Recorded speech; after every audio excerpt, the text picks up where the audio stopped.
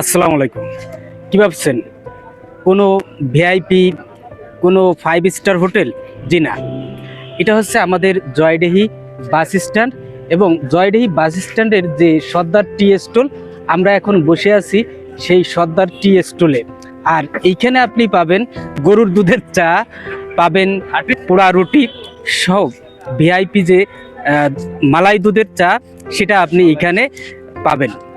তো আপনার এইখানে আসার পর আপনি একটা অন্য ধরনের ফিল অনুভব করবেন, যেটা আপনি নেপাল, ভুটান এবং ভারতের যে মাদ্রাজ আছে ওখানে যে সমস্ত টি স্টলগুলো আছে সেরকমের একটা ফিল কিন্তু এখানে পাবেন।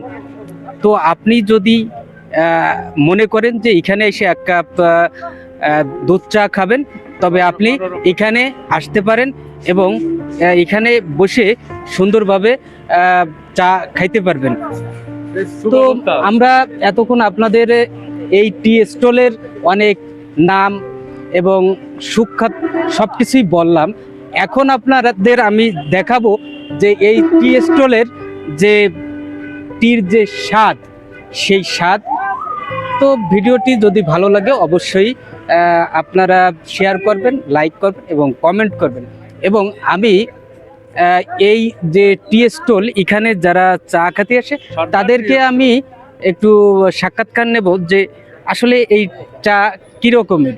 যে শুধু আমি আপনাদের দেখাচ্ছি এবং আমি নিজে বলছি সেটা না, আমার পাশের টেবিলেও যারা এখানে বসছে এখানে আমি তাদের একটু সাক্ষাৎকার নিই।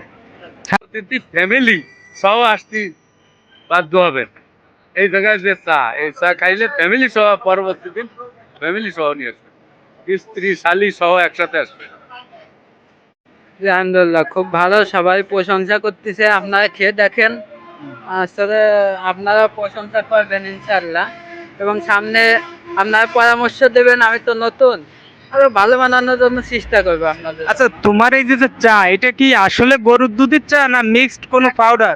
একদম গরুর দুধের চা, কোনো এখানে কোনো ভেজাল না, যদি ভেজাল দেখাতে হয় তাকে পুরস্কার দেওয়া হবে।